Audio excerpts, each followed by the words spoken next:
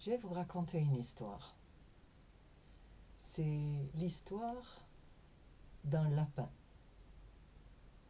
Un lapin, jeune lapin. Euh, il vivait avec les autres et appartenait au clan des lapins. Quelques semaines auparavant, le clan des lièvres s'était moqué d'eux, disant: «Oh, vous savez même pas courir. Nous, les lièvres, on sait courir.» Alors le clan des lapins s'était réuni et ils ont décidé de prouver leur capacité à courir en organisant un marathon. Et on avait donné les consignes le matin du marathon. Tous les candidats qui s'étaient bien inscrits, qui avaient payé leur entrée au marathon, étaient fin prêts sur la ligne de départ, avec leurs shorts, leurs blousons, leurs bonnes chaussures de course.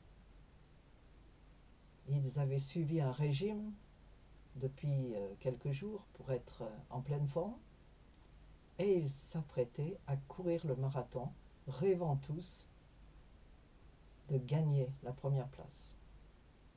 Alors, l'arbitre a sifflé et tous les lapins se sont mis à courir.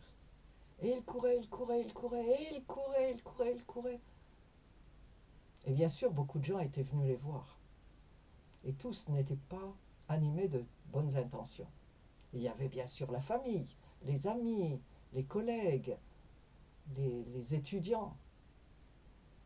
Ils étaient tous là. Vas-y, vas-y, Jimmy, vas-y, Kiki, vas-y. Et puis il y en avait d'autres qui se moquaient en disant: tu connais celui-là, là, celui qui peut même pas se traîner jusqu'à l'école. Et puis voilà qui prétend gagner le marathon. On n'a jamais vu une histoire si drôle. Il y en a d'autres qui regardaient leurs chaussures et je pauvres gens, ils n'avaient même pas l'argent pour s'acheter des baskets du bon, de bonne qualité. Puis il y en a d'autres qui disaient: regarde celui-là, hein, le short qu'il a mis, il est tellement lourd qu'il peut même pas le porter.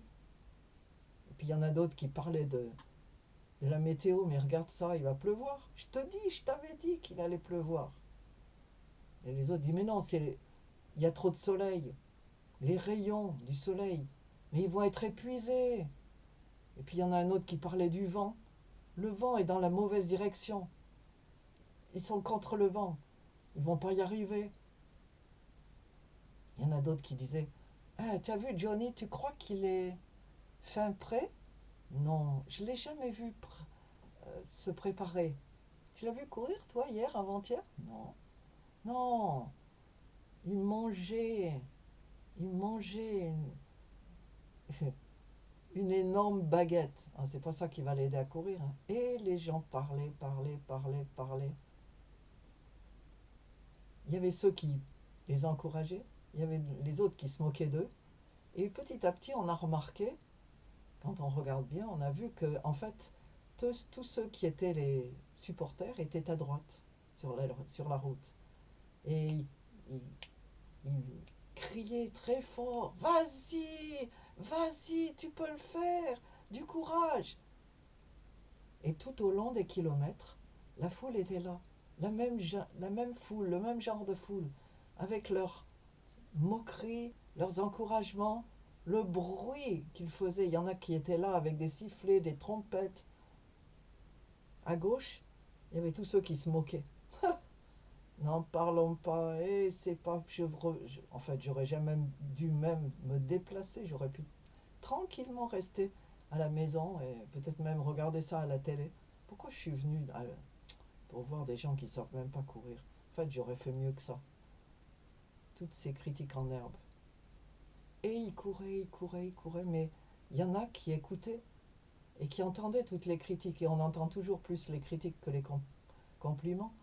Alors petit à petit, il se décourageait, il s'arrêtait.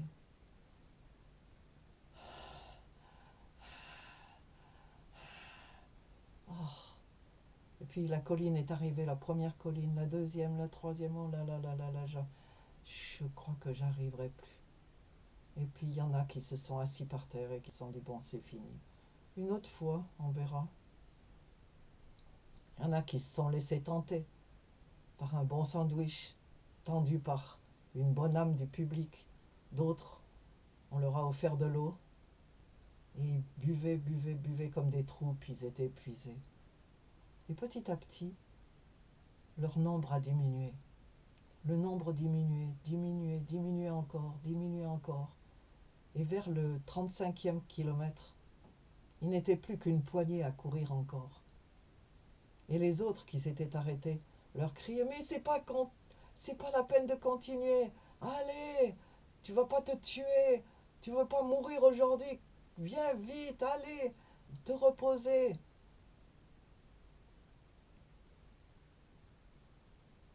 Et finalement, 1 kilomètre avant d'arriver, il n'était plus que deux sur le chemin, transpirant. Ah non. Et ils avaient les yeux fixés sur le ruban qui marquait la ligne d'arrivée. Et puis finalement, un des deux est tombé par terre. Il n'en pouvait plus. Ses jambes n'arrivaient plus à le porter.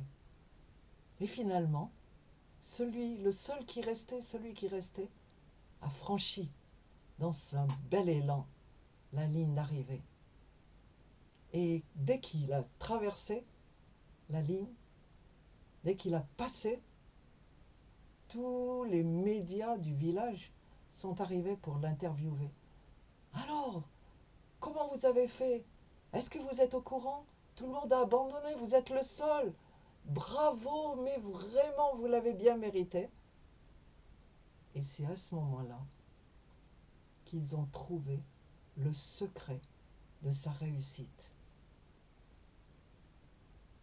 Vous avez deviné?